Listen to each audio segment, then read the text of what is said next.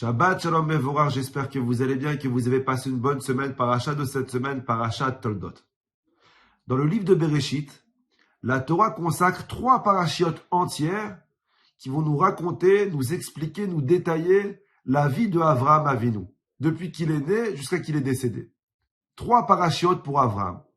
Dans le livre de Bereshit, il y a 6 parachiotes qui vont nous raconter, nous détailler, nous expliquer la vie de Yaakov Avinu. Donc on a 3 parachiotes pour Avraham, 6 parachiotes pour Yaakov, mais miskin, nous avons seulement une seule paracha dans tout le livre de Bereshit qui nous raconte et qui nous parle de la vie de Yitzhak Avinu. Pourtant Yitzhak Avinu, des 3 patriarches, c'est lui qui a vécu le plus longtemps. Il a vécu 180 ans.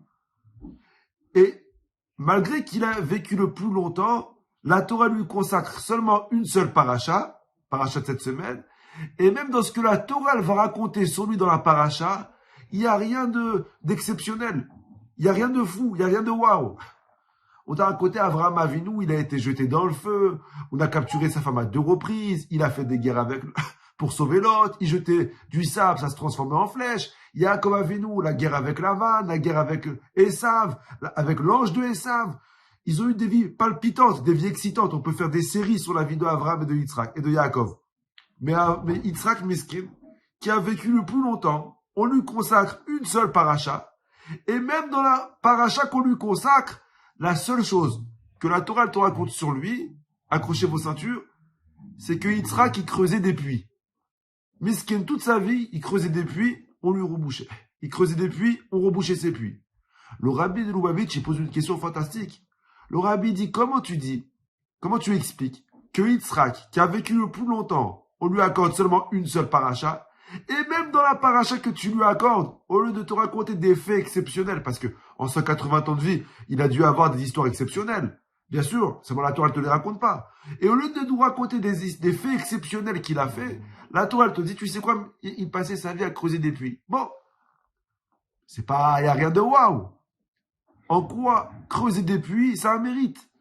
En quoi creuser des puits, c'est quelque chose de beau, ou même d'intéressant à raconter.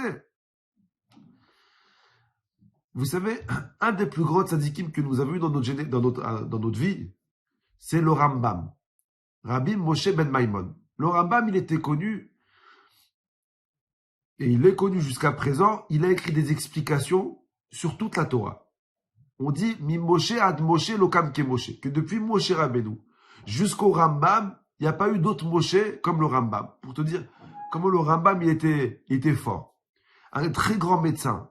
Il était apprécié chez les juifs comme chez les non-juifs. Le Maïmonide, comme tout le monde connaît. Il n'a pas été toujours comme ça. On raconte que quand il était petit, c'était un cancre à l'école. Et que son père, il ne savait plus quoi faire de lui. Et un jour, son père, il convoque son fils, il lui dit, écoute, t'étudies pas, tu travailles pas. Il va rien sortir de très fort de toi. J'ai réussi à te trouver une place comme Shamash dans une synagogue. Shamash, celui qui range les livres, celui qui range les chaises, qui pose la Séouda. Il lui dit, écoute, je pense que tes qualités, tu feras un très bon Shamash. Il y a le Shamash de la synagogue, il va prendre sa retraite, il est d'accord de t'enseigner le métier.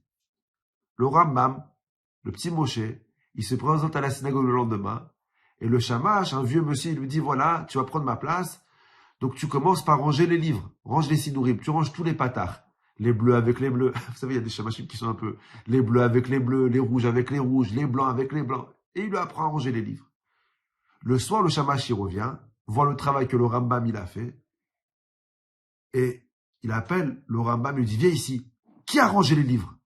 Le Rambam, il a eu peur, il a dit, c'est moi, qu'est-ce que j'ai fait? J'ai bien rangé par couleur.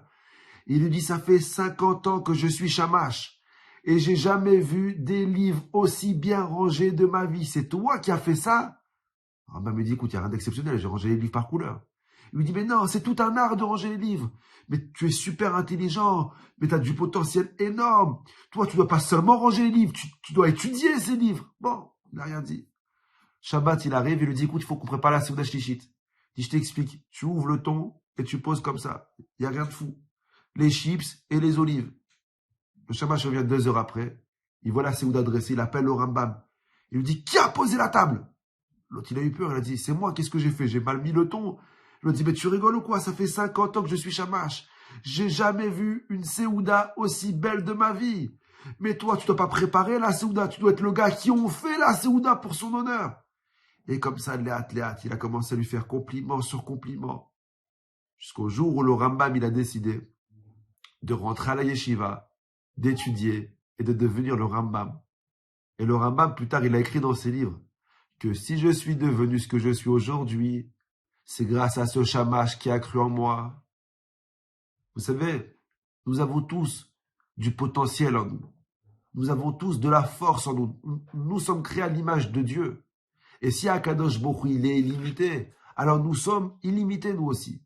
Malheureusement, cette force, ce potentiel, sont souvent recouverts de terre, de poussière. Ça peut être de la fainéantisme, un manque de confiance en soi, de la peur.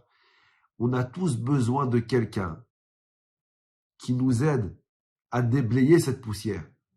Une personne qui croit en nous, une personne qui sent le potentiel que nous avons. Et si on trouve personne, alors nous-mêmes, on déblaye et on enlève cette poussière.